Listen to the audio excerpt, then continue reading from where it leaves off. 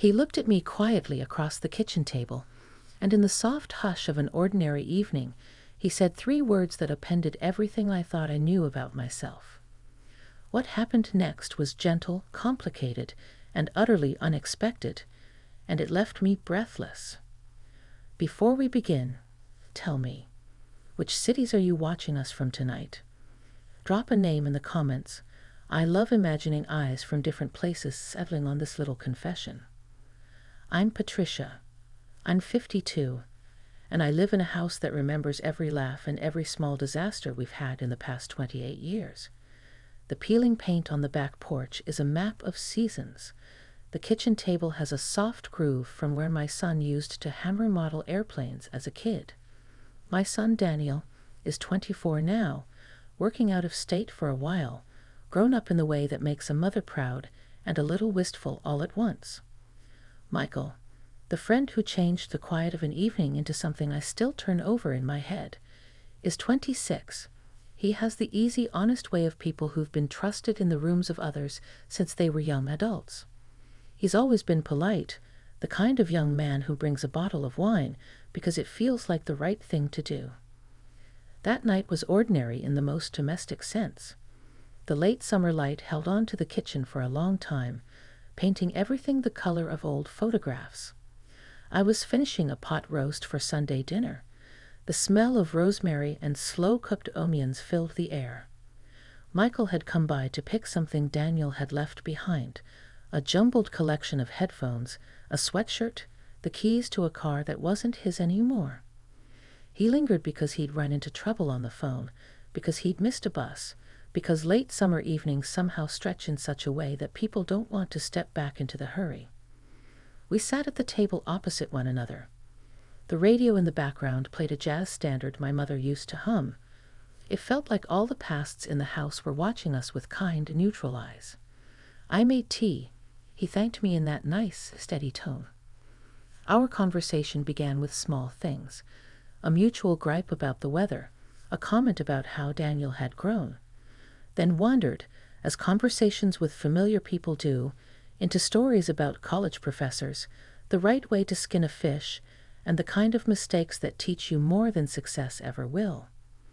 It was the look that came before the words. I can describe it now with all the late-night exactness of memory. It was an unhurried look, not the quick, unsure glance of someone testing a boundary, but the steady, careful gaze of a person who is taking in a portrait and noticing the brush strokes. He watched the line at the corner of my eyes where a laugh or a year had left its mark. He watched the movement of my hands. He paused in his recollection of a story and seemed to weigh each sentence, not rushing, not trying to perform. I felt seen in a way that was strange and complimentary and faintly unnerving because it felt like a kindness I hadn't realized I'd been missing. When Michael finally spoke his confession, it didn't tumble out like a thing needing to be fixed. It came slowly, like a light being turned on, small and precise. "Patricia," he said, and the way he said my name made it feel like an offering and a question at once. "I've always respected what you do for people. I find myself thinking of you in ways I didn't expect." Those words did something inside me that the quiet of the house could not have predicted. For a heartbeat, I was my old self, the woman who had read too many romance novels for comfort, who had imagined what it might feel like to be noticed, to be admired. Then I was also the practical woman who runs a household, who knows the contours of consequence. I listened to him without interrupting, because I wanted his voice to be honest and whole. He explained gently, with no bravado. He talked about how he'd seen me when he was younger, holding a little boy's hand in the grocery store, cheering at a high school recital, and how that image had stayed with him, an example of warmth and steadiness. He admitted that something had shifted as he'd grown up, not as a theft from his friend, but as a separate, complicated feeling that arrived after he had become his own man. He said he'd wrestled with it, that he knew the lines people drew in the world, that he wanted to honor Daniel and to be upfront rather than secretive. He said plainly that he wanted to tell me because not telling felt dishonest. There was no demand in his confession. There was respect threaded through every sentence, awareness of the awkwardness of the situation, and an insistence that he would step back if I asked him to. That insistence, the care with which he offered me the choice, was as intimate as any touch. In the way he spoke, I heard his value system. He treasured consent not as an afterthought, but as the lodestar. My reaction surprised me. I expected a flurry of shame or immediate dismissal. Instead, I felt a slow blooming of curiosity and a quiet tenderness I hadn't known was still possible for me to feel toward another person. The years had given me something like a softer skin. I could recognize longing without being swept by it. I could acknowledge that a young man's admiration might make me feel alive in a new way, while still holding, firmly, the lifelines of what matters: my son, our family, respect. We talked for a long time about boundaries. We talked about age and power, and the way relationships can disguise needs that belong to both people. Michael listened when I spoke about the headaches of being on your own, the small aches of a house when the children leave, the quiet that creeps in after the dishwasher hums its last load. He told me about the loneliness of moving to a city and not knowing anyone's old jokes, about being the only person in a room who answers the phone at 2 a.m. We traded vulnerabilities like people passing a flashlight from hand to hand. There were moments of laughter, the kind that springs up from shared recognition, and moments of silence where the light shifted and the world seemed to hold its breath. In those silences, I noticed details that felt like signposts: the freckle near his left eyebrow, the way his knuckles flexed when he spoke, the earnest tilt of his head when he attempted to explain something and feared he'd said too much. He never reached across the table. He did not try to bridge the gap with a physical move until the moment when I put my cup down and asked him a simple question. "Michael," I said, "what do you want, truly?" He folded his hands in front of him as if to hold them still. "To be clear," he said, "I don't want to complicate Daniel's life or yours. I don't want to be a rebound or a secret. What I want is to see if there's a possibility of something honest. If there isn't, I'll step away. If there is, I want it to be right and careful." That answer, so measured and thoughtful, tugged at something I hadn't acknowledged. I wanted to be seen as more than someone's mother. I wanted to be considered for the woman I was now. The admission did not erase the caution that sat like a stone in my chest, but it let a small door open, the one where 2 adults might stand, look at each other, and decide deliberately about a path forward. We agreed to slow things down. We set rules out loud. No secrets from Daniel. No meetings that could be misunderstood. Time to think through feelings before acting on them.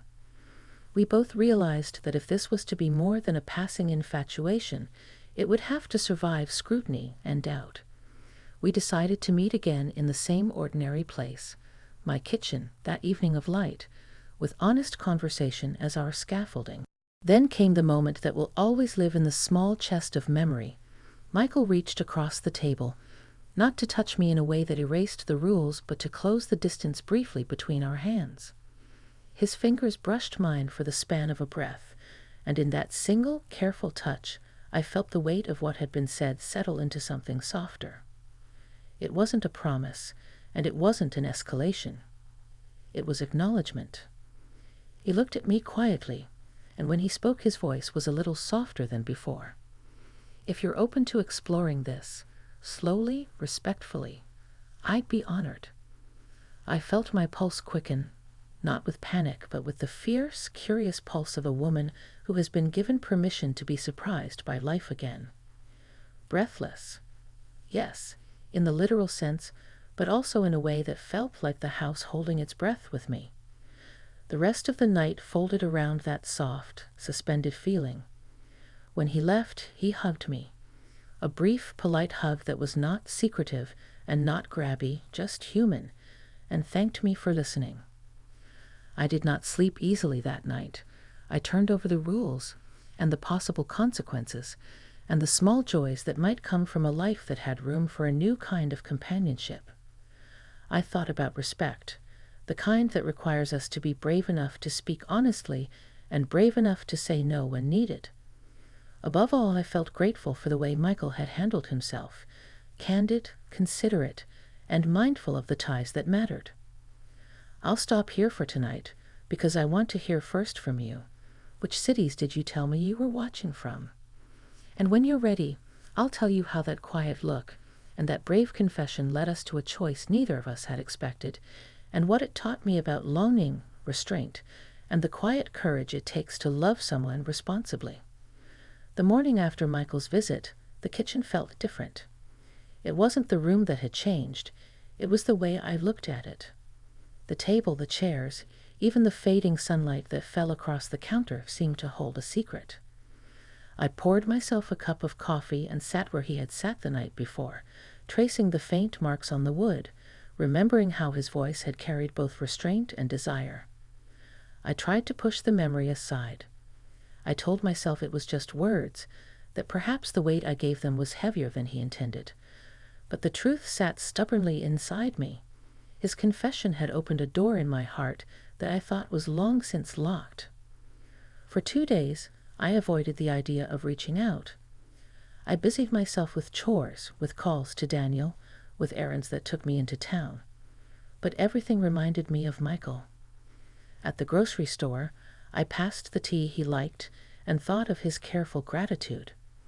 In the garden, I noticed how late summer roses bloomed defiantly against the fading heat, and I thought of his words.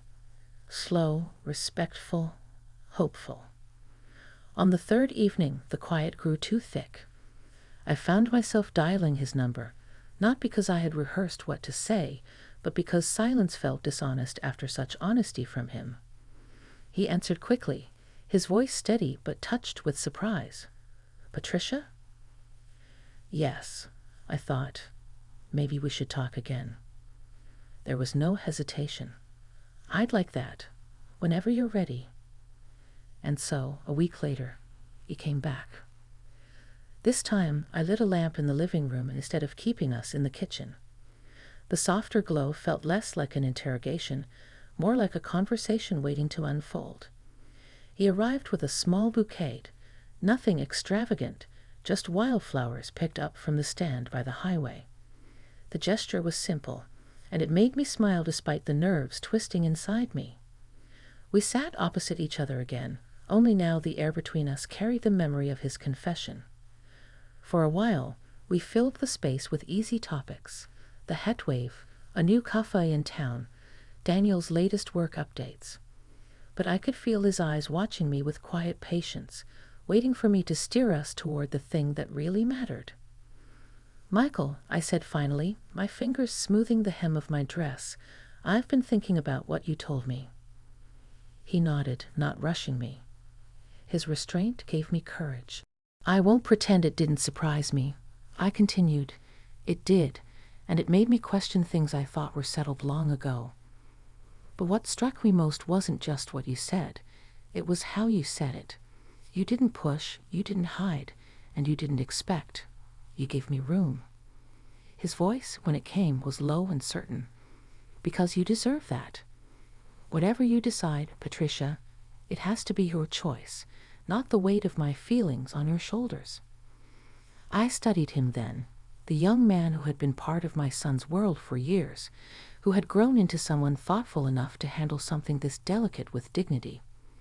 There was a steadiness in him that belied his age, and I realized that the difference in years mattered less than I thought.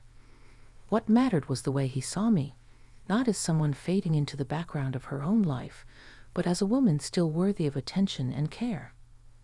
The conversation deepened. We spoke of loneliness, his, mine.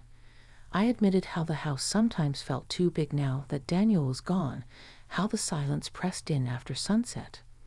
He confessed how, in crowded rooms, he often felt invisible, his stories overshadowed by louder voices. There was an odd comfort in the symmetry of our confessions. Two people, different in age but alike in the quiet spaces they carried. At one point, the silence between us stretched long. I looked at him, really looked at him, and found that my chest tightened with something I hadn't allowed myself to feel in years: anticipation. I asked him a question that had lingered in my mind all week. What do you see in me, Michael? Really? He leaned forward slightly, his gaze steady.